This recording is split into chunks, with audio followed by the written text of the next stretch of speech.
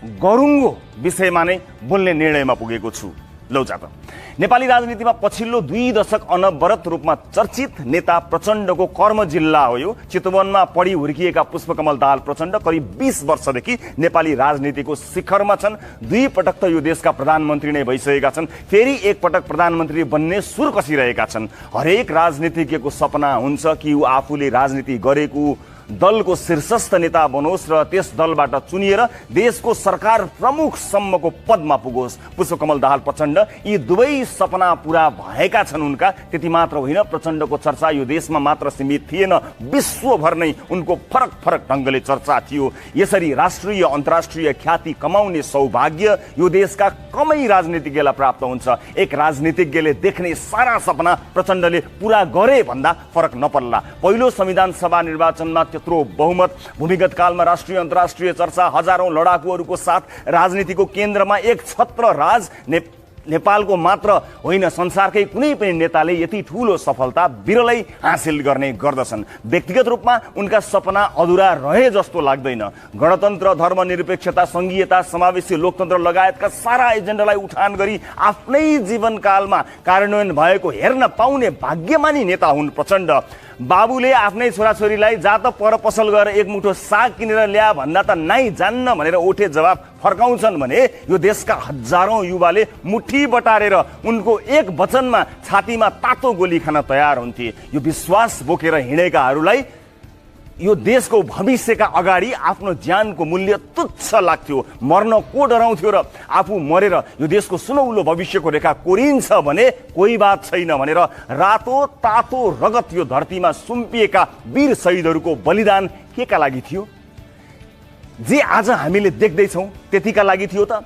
आज म प्रचण्डजीको गाउँमा ठाउँमा उभिएर उहाँको आलोचना होइन, उहाँलाई केही कुरा स्मरण मात्रै गराउन चाहन्छु। राजाको शासनसँग नडराएको, टाउको मूल्य तोक्दा समेत पनि टाउको नझुकाएको, अन्याय नसहने, अत्याचारीको त सफाया गर्ने, विभेदको जरो खेल्ने, दुष्कर्मको विरुद्ध धरती हल्लिने गरी शङ्खनाद गर्ने, गरिब असहाय निमुखा वर्गको तारणहार, घरबार नभएका 2 छाक पेटभरि खान नपुग्ने वर्गका भाग्य विधाता, श्रमिक मजदुर, किसान र सारा विपन्नहरूका आशा भरोसा र विश्वासको त्यो धरोहर प्रचण्ड तपाईँ नै हो।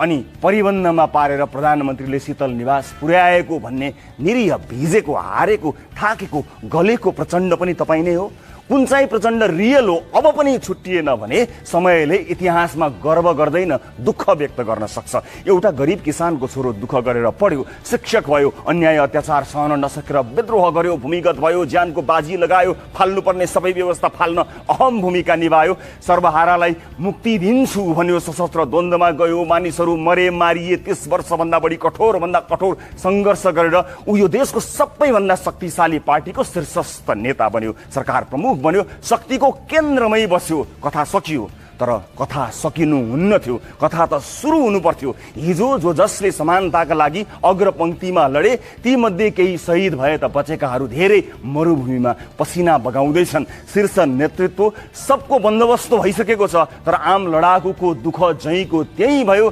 कि त व्यवस्था परिवर्तन गरिहालियो, अब म रिटायर्ड हुन्छु भन्नु पर्यो, होइन भने हिजो गरेका सबै बाचाहरू सम्झिनै पर्छ। केही नेताहरूको सपना पूरा गर्न मात्र रगत बगेको थिएन भने अझै पनि समय छ। राजनीतिको केन्द्रमा जनतालाई राख्दा तपाईँ सफल हुनुभयो, तर आज राजनीतिको केन्द्रमा आफूलाई राख्दा तपाईँलाई ओली, नेपाल, खनाल, गौतमले घुमाइदिएका छन्। रिङाटा लाग्ने गरी च्याम्पुटी घुमाए जस्तो, बाघ जस्तो प्रचण्ड कहिले माधव नेपालको पछि पछि, कहिले वामदेवको पछि पछि, कहिले देउबाको पछि, अहिले ओलीको पछि पछि लागेको देखेर हिजोको त्यो प्रचण्डलाई देख्नेहरू के सोच्दा हुन्? अब आफै मूल्याङ्कन गर्नु होला। हिजो तास खेल्नेहरूको मुखमा तास कोच्ने पार्टीको सुप्रिम कमान्डर आज कौशीमा बसेर तास खेल्दै गरेको फोटो निकाल्छन्। ठुलो कुरा त होइन यो, तर सोचिहेर्नुहोस् त, कहाँ जान हिँडेको मानिस कहाँ पुगे र कहाँ आइपुग्दै हुनुहुन्छ। तपाईँको ठाउँमा आएर डराएर होइन, कराएर पुरानो प्रचण्डलाई बिउताउन मात्र खोजेको हुँ। मलाई मेरो पुस्तालाई यसरी बोल्ने अधिकार दिन लड्नु भएकोमा धन्यवाद। तपाईँको एक इसारामा तातो गोली थाप्नेहरूको रगतका छिटाहरू अझै खेतका गराहरूमा भेटिन सक्छन्, बारीका कान्लाहरूमा देखिन सक्छन्, खेतका आलीमा भेटिन सक्छन्। हो, परिवर्तन कोटी होम लगाएर आउँदैन, एकाहा सप्ताह नवाह सत्यनारायणको पूजा लगाएर आउँदैन। परिवर्तनले बलिदान माग्छ, तर त्यो बलिदानको औचित्य चाहिँ समयमै टाइममै पुष्टि हुनुपर्छ। अब त तपाईँका आफ्नाहरूको पनि व्यवस्थापन भइसक्यो, सब सेटल भइसक्यो। त्यसैले फेरि एकपटक हिजो विद्रोह सुरु गर्दादेखिको त्यतिखेरको प्रचण्डलाई खोज्न आएको छु, जसले आफ्नो टाउकाको मूल्य तोक्दा पनि टाउको झुकाएको थिएन। अचेल त्यो प्रचण्ड भेटिएको छैन रे, देखिएको छैन रे। चितवनका केही सडक मार्ग चिल्लो पारेर जुङ्गा मुठार्ने प्रचण्ड होइन, यो देशलाई नै मार्ग देखाउन सक्ने प्रचण्ड खोइ जिस्काएको होइन, बिउझाएको। कार्यकर्ताले कुनै डरले भन्न नसकेको कुरा तपाईँका घरमा आएर जानकी मन्दिरको प्राङ्गणमा छु, भगवानलाई साक्षी राखेर साँचो बोल्छु। तराई मधेसले एक होइन अनेक विभेदको सामना गर्नु पर्यो सञ्चार माध्यमबाट पनि। अरूको कुरा म जान्दिनँ, तर म यस कार्यक्रम सञ्चालकका हैसियतले तराई मधेसका जनताको मुद्दामा विभिन्न खाले विभेदका विरुद्धमा तुलनात्मक रूपमा कमजोर प्रस्तुत भएको यथार्थ स्वीकार गर्दछु। जानेर त हुँदै होइन, नजानेर पनि हामीबाट हुन गएका गल्ती कमजोरीहरूप्रति भगवानलाई साक्षी राखेर क्षमा माग्दछु। पढेर बुझेर जानेर त सिकेँ, तर जान्नु बुझ्नु पूर्व अन्जानमा अर्काको देखासिकी गर्दै मैले र मेरा बा उमेरका तराई मधेसवासी काकालाई भैया भनेको छु। त्यो मलाई कसले सिकायो जान्दिनँ, तर म आफू र आफ्ना पिता पुर्खा समेतले जानेर नजानेर गरेको यो चरम विभेदकारी क्रियाकलापका लागि लज्जित छु र क्षमा चाहन्छु। धोती कुर्ता लगाउनेलाई नेपाली नै नमान्ने र लुगामा राष्ट्रियता खोज्ने समुदाय आज पनि विद्यमान रहिरहँदा अर्को कुरा पनि थप्छु कि जहिले पनि राष्ट्रियताको परीक्षा दिनुपर्ने बाध्यतामा बाँचेका मधेसी जनताले नै पहरा दिएर जोगाएको देशको सिमानामा जति गर्व हामीले गर्यौं त्यति सम्मान र अवसर यहाँका जनतालाई दिएनौं, पटक्कै दिएनौं। यो हो प्रदेश नम्बर 2। यो प्रदेशको नाम नम्बरमा छ, अहिलेसम्म हिसाबको अङ्कमा छ।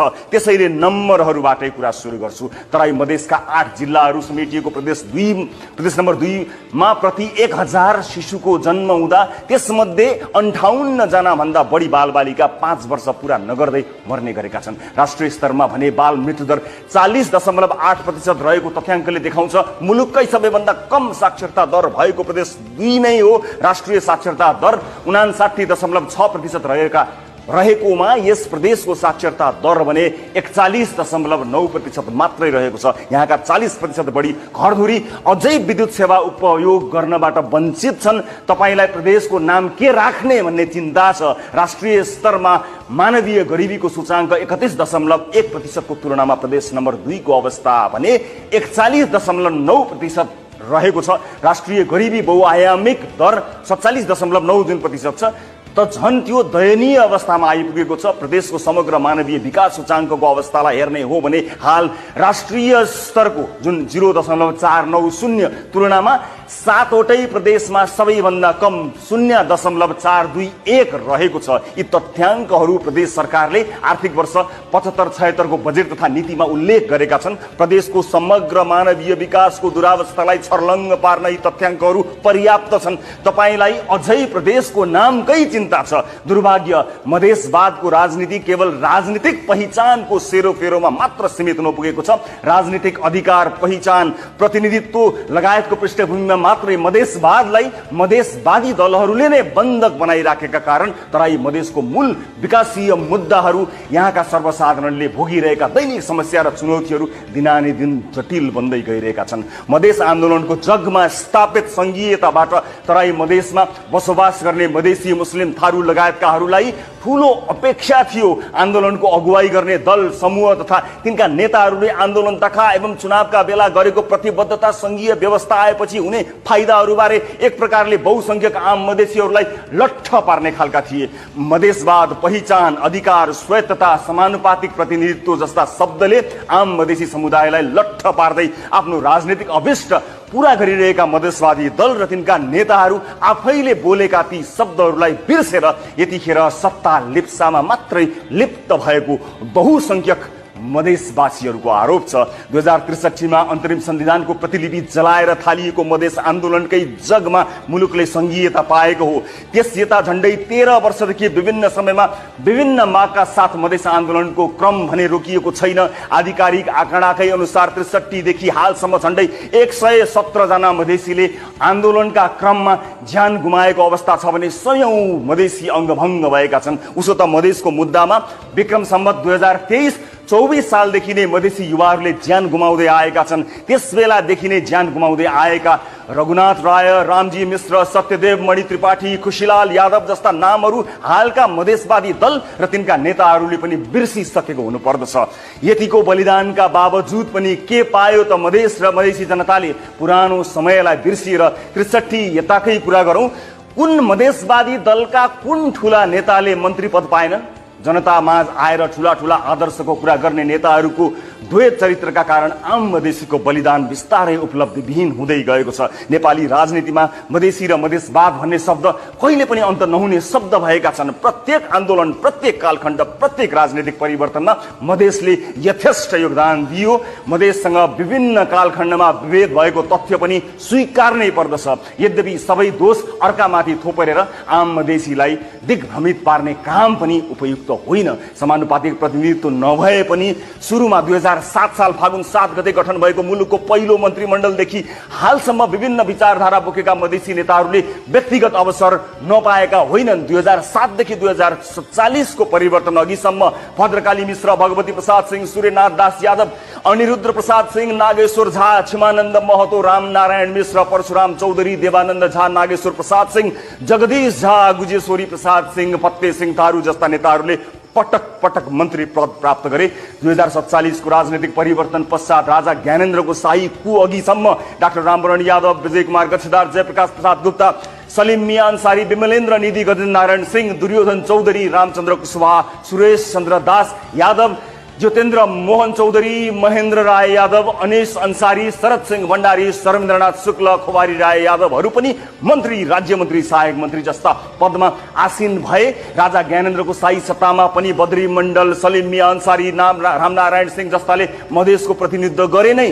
2063 को अन्तरिम सरकार र त्यस यता हालसम्म मन्द ठाकुर, श्यामसुन्दर गुप्ता, रामचन्द्र यादव, उपेन्द्र यादव, विजय कक्षेदार, जेपी गुप्ता, रेणु यादव, शरद सिंह भण्डारी, शर्मेन्द्रनाथ शुक्ला, राजेन्द्र महतो, मृगेन्द्र कुमार सिंह यादव, अनिल झा, राजकिशोर यादव, नन्दन दत्त, हेमराज तातौड, रमेश यादव, लक्ष्मणलाल कर्ण, हृदय त्रिपाठी, संजय शाह, करिमा बेगम, शत्रुघ्न कोइरी, सरोज यादव, गोविन्द चौधरी, कलावती पासवान, चन्दा चौधरी, रघुवीर महासेठ, विश्वनाथ शाह, रामचन्द्र चौधरी, महेश पासवान, प्रभु शाह, हरिनारायण यादव, मोहम्मद इस्तियाक राई, सरिता गिरी, सुरिता शाह, यदुवंश झा, जितेन्द्र नारायण देव, चित्रलेखा यादव, मातृका यादव जस्ता नामहरू विभिन्न दल र विचारधाराबाट मधेस र मधेसीलाई प्रतिनिधित्व गरेरै सरकारमा सामेल भएका हुन्। तर मधेसको अवस्था अझै पनि उस्तै छ, दयनीय छ। आखिर किन?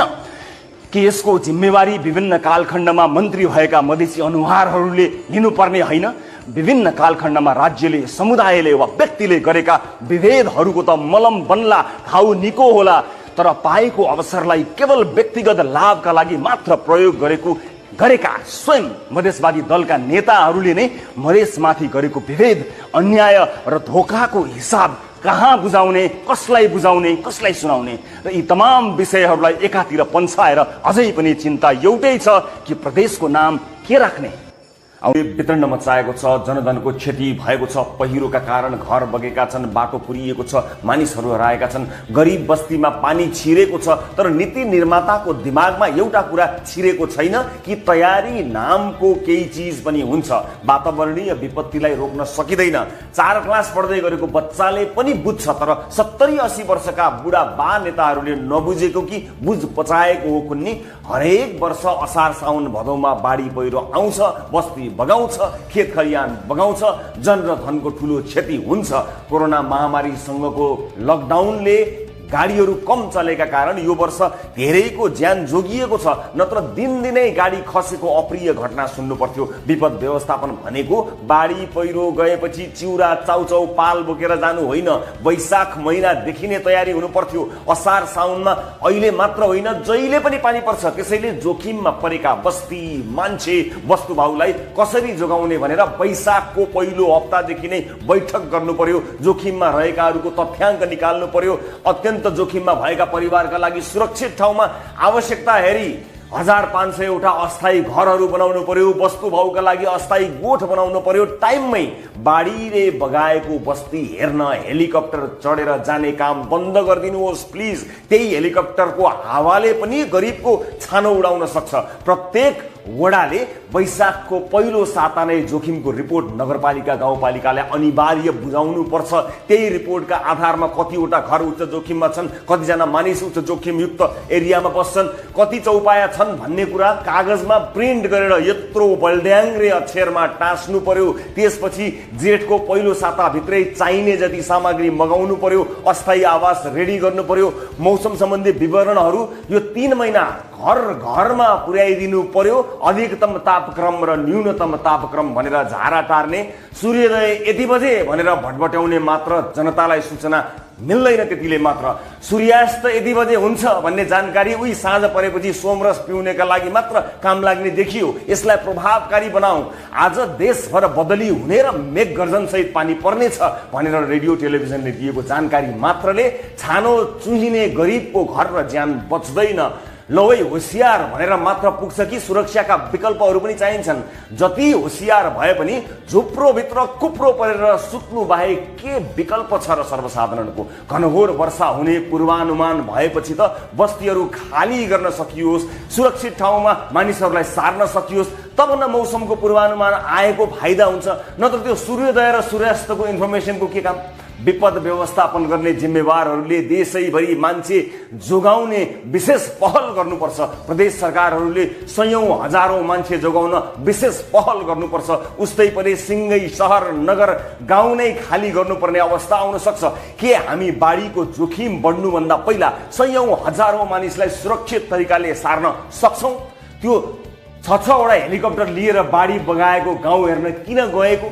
त्यही हेलिकप्टरको भाडाले कयौं टेम्पोररी सेल्टरहरू बनाउन पुग्छ। हेलिकप्टरमा उडेर मान्छे बगेको र घर बगेको निरीक्षण गर्ने होइन, बर्खा नलाग्दै आफ्नो गाउँमा गएर जोखिमको तयारी गर्ने हो। मेरो क्षेत्रमा भएका विनाशले मर्माहत भएको छु भन्दै सामाजिक सञ्जालमा लेख्ने मात्रको त्यस्तो रुन्चे उपस्थिति होइन। मान्यज्यूहरू, विपदका लागि पहिले नै तयारी गरौँ। बाढी पहिरो शीतलहर हरेक वर्ष उस्तै समयमा आउँछ। क्षतिको निरीक्षण गर्न जाने समय हुनेले तयारीको निरीक्षण गर्न गएको कसैलाई आजसम्म थाहा छ? हरेक वर्ष जनधनको क्षति भएकोमा दुःख व्यक्त गर्दछु भनेर पिएलाई लेख्न लगाएर पोस्ट गरेर भुरेर नसुत्नुस्। पानी परेको रात आँखा झिमिक्क समेत नपारी रात छर्लङ्ग पार्ने जनताहरू हजारौं छन्। तपाईहरू त छाना पनि नचुहिने, खाना पनि नसकिने सरकारी क्वार्टरमा बस्नुहुन्छ क्यारे? बदलामा क्षतिग्रस्त क्षेत्रको भिजिट गरेर कति न रुनै मन लाग्ला जस्तो निनौरो अनुहार लगाएर एकजनालाई पहिले नै फोटो खिच्न रेडी बनाएर राखेर 2-4 जना भनेको मान्ने पत्रकार केटाहरू भेला गरेर कति दिन जनतालाई छल्ने? आफ्नो क्षेत्र हो, एकचोटि पुग्नै पर्छ भनेर जबरजस्ती पुग्ने र नक्कली दुःख व्यक्त गर्ने, एक्टिङै गर्न नजान्ने सिकारु कलाकारहरू जस्तो ज्यादै दुःख लागेको जस्तो अनुहार लगाउने नौटङ्की होइन। रियल काम गरौँ, विपदको तयारी गरौँ। हुरी बतास बाढी पहिरो विरुद्ध लड्ने र सामना गर्ने एक तयारी गरौँ। निरीक्षण भ्रमण होइन, तयारी भ्रमण गरौँ। अर्को वर्षको जेठभित्र आफ्नो तयारी सार्वजनिक गरौँ। शेरचनले 30 को दशकको सुरुमा इलाम घुमेपछि एउटा कविता कोरे। हरियो भरियो इलामलाई देख्दा मलाई नेपालभरि अलिअलि इलाम छर्न मन लाग्यो। भोपीको यो कविता इलामको दुरुस्त चित्रण मात्र नभई नेपालका सम्पूर्ण जिल्लाको विकासको सम्भाव्यता एउटै कवितामा सूत्रपात भएको थियो। उति बेलै अझ विक्रम सम्वत 2009 सालमा इलामको करफोक विद्या मन्दिरमा भेला भएर महाकवि लक्ष्मीप्रसाद देवकोटा, बालकृष्ण सम, लेखनाथ पौड्याल, पारस मणि प्रधान, धरणीधर कोइराला, शङ्कर लामिछाने लगायतले नेपाली साहित्यमा नौलो आयामको शङ्खघोष नै गरे। देशको संघीय राजधानी काठमाडौँमा बोकेर गाडी पुर्याइयो, तर काठमाडौँ भन्दा पहिला सडक बनाएर गाडी गुडाउने जिल्लाको शान कोर्यो इलामले। आजका नवविवाहितहरू ऋण नै काटेर भए पनि हनीमुन मनाउन विदेशतिर जान मन गर्छन्, तर तत्कालीन राजा वीरेन्द्रले विवाह लगत्तै हनीमुनका लागि 1 महिना बसेको उनको प्रिय जिल्लाको रूपमा पनि चिनियो इलाम। उति बेला नै अहिले पनि पौरखी इलामलाई कृषि उपजसँग जोडेर 7 अले प्रख्यात जिल्लाको रूपमा देशभर मात्र नभई विदेशमा पनि चिनिन्छ। अलैँची, ओलन, अमृसो, अकबरे, आलु, अदुवा र अर्थोडक्स चिया। ओलन अर्थात् दूधबाट बन्ने घिउ, छुर्पी, बमैसन इलामको लोभलाग्दो परिकार हो। इलामको छुर्पीले नेपालीको जिब्रोलाई मात्र लठ्याएको छैन, यहाँको डग च्युले अमेरिकामा पनि त्यहाँका कुकुरहरूको जिब्रो समेत लोभ्याएको छ। इलामको डग च्यु चपाउन पाएका कुकुरहरू अरू खाँदैनन् रे। चियामा नेपाललाई आत्मनिर्भर उन्मुख बनाउने इलाम भूपीले भने जसरी देशभर उस बेला नै रोपिएको भए यति बेला चियाले ठकमक्क हुने थियो पुरै नेपाल। देशभरका खोल्सा खाल्सी अलैँचीले सुवासित हुन्थे होला, पाखाभरि अमृसो ढकमक्क हुन्थ्यो होला, आलु निर्यातै हुने गरी पुग्थ्यो होला। इलामको अदुवाको जिन्जर पेस्ट संसारभरिका ग्रोसरी स्टोरहरूमा किन्न पाइन्थ्यो होला, तर भएन र गरिएन यस्तो। अझ अहिले इलाम स्वयं पनि सौन्दर्य र सुखको मुस्कान छरेर भित्र दुःख लुकाउँदै आफ्नो पीडामा बाँचिरहेको छ। इलामका चिया बगान सदैव निर्धक्क भएर हुर्कन पाउँदैनन्। दर्जनौं समस्याहरूसँग इलामका चिया किसानहरूले लडिरहनुपर्छ। दुग्ध किसानहरूको गुनासो सुनिदिने प्रतिनिधि भेटिन्नन्। आन्तरिक पर्यटन र बाह्य पर्यटनको रोजाइमा पर्न थालेको इलाममा पर्यटनको पूर्वाधारहरू अझै पनि बन्न सकेका छैनन्। प्रकृतिको अनुपम उपहार मानिएको सन्दकपुरको सौन्दर्य र सुवासको इज्जत छिमेकी भारतले निर्ममताका साथ लुटिरहेको छ। अन्तुको आकर्षणमा अझै कसी थप्न धेरै बाँकी छ। कन्याममा बिसौनीहरूदेखि लिएर बनाउनु पर्ने गर्नुपर्ने धेरै काम बाँकी छन्। त्यसमाथि पनि कृषि उत्पादनको ढुक्कको बजार भारत मात्र नभई नेपालभित्र खोजिए झनै ढुक्क बन्ने अवस्थातर्फ सोच्नुपर्ने भएको छ। त्यसमाथि कोरोना संक्रमणको कारण लगाइएको लकडाउनले अरूसँग माग्नुभन्दा अरूलाई दिन खोज्ने इलामका उद्यमी व्यवसायी र कृषकहरू पनि थलिएका छन्। ऋणको बोझ उनीहरूको टाउकोमा पनि थपिएको छ। बजारमा वस्तु नजाँदाको पीडाले सबै आहत भएका छन्। यस्तो अवस्थामा राहतको आश इलामका यी पौरखी हातहरूले पनि गरेका छन्। राज्यले कर्मयोगीहरू बसेको यो कर्मठ ठाउँलाई यतिखेर हेर्न भुल्नुहुन्न। सधैँ दिएर बाँचेको इलाम हात थापेर माग्न त के चाहन्थ्यो र, तर विपदका बेला यहाँका उद्यमीले लाख पाए भने भोलि करोडौं दिन्छन्, अरबौं दिन्छन्। पारी देखिने दार्जिलिङ हेरेर वाह गर्ने मुखहरू इलाम हेरेर आहा भन्छन्, तर दार्जिलिङसँग तुलना गर्न लायक सबै थोक हुँदा पनि तुलनात्मक रूपमा अझै पनि केही छैन इलाममा भन्दा फरक नपर्ला। शैक्षिक हब बनेको दार्जिलिङको त्यो शान इलामले उहिल्यै स्थापित गर्न सक्थ्यो। धेरै नेपाली बालबालिका दार्जिलिङ पुगेर पढ्नुभन्दा उस्तै हावापानी भएको इलाममा नै रमाउँथे होला। यसतर्फ न राज्यको ध्यान गयो, न त यहाँबाट चुनिएर प्रधानमन्त्री, सभामुख, मन्त्री बनेकाहरूको नै ध्यान गयो। कुनै समय इलामेली प्रधानमन्त्रीले यसरी झुक्किएर उल्टो दूरबीन हेरेको फोटो व्यापक भएको थियो। हो, दूरबीन उल्टोपट्टि फर्किएको थियो, त्यसैले केही देखिएन। अब त दूरबीन सुल्टो भयो होला, त्यसैले फेरि हेरौँ। सम्भावनाको अपार खानी इलाममा धेरै कुराहरू देखिन्छन्, परसम्म देखिन्छन्, स्पष्ट र क्लियर देखिन्छन्। इलामले यो देशलाई संविधान सभाका अध्यक्ष, प्रतिनिधि सभाका सभामुख दियो माननीय सुभाष नेमाङ। कैयौं पटक सरकार ढल्यो ढल्यो ढल्यो ढल्यो भनेर सबैले जिब्रो काट्दा राजनीतिक चातुर्य मिश्रित हाँसो हाँस्दै सबै मिलाउने र सरकार ढल्न नदिने एक माहिर नेता सुभाष नेमाङले थलिएका उद्योगी व्यवसायीलाई पनि ढल्न नदिन केही गर्लान् कि? सभामुख हुँदा माननीय सदस्यका लागि यति मिनेट उति मिनेट छुट्याएको छु भन्नु नै माननीय सदस्यले कोरोनाको कहरबाट धराशायी भएको इलामको अर्थतन्त्र जोगाउन कति समय छुट्याउनु भएको छ? इलामेलीहरू पर्खाइमा छन्।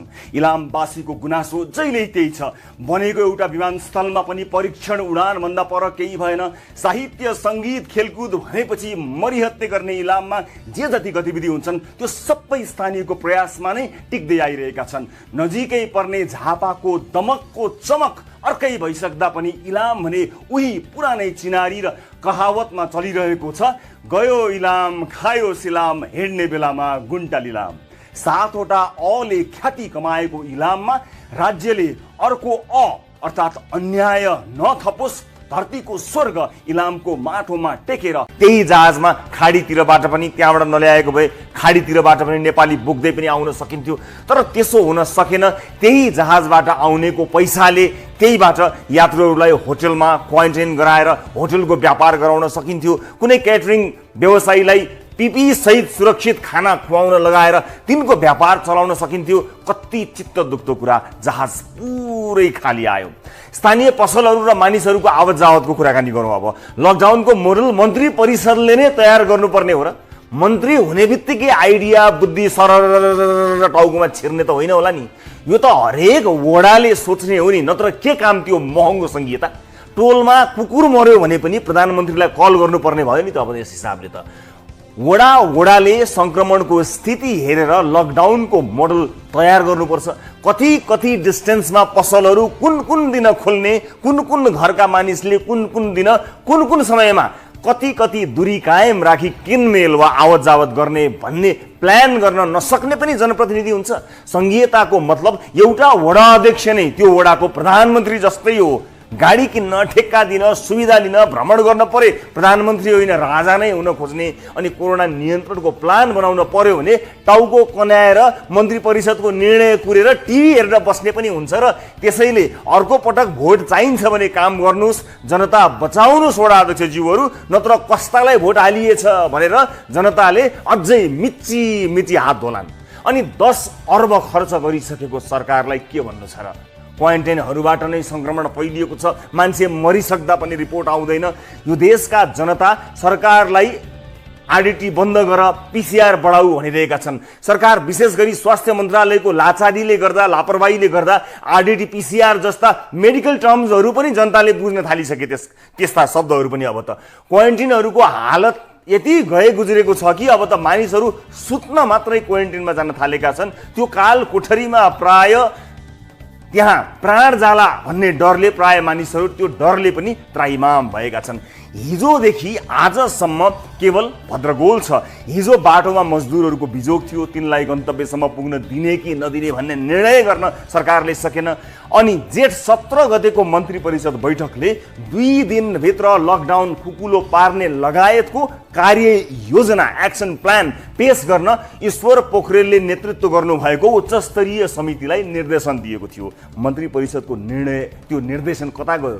जे पनि गर्न पाइने देश संसारमा अर्को कहीँ होला? कार्य योजना नहुँदा सडकमा मन लाग्ने हिँडेको छ, गुण्ड यो मुड चल्नेलाई रोक्यो, कसैलाई छेक्यो, कसैलाई सोध्यो, कसैलाई छोड्यो, केही अत्तो पत्तो छैन, कुनै गाइडलाइन्स छैन।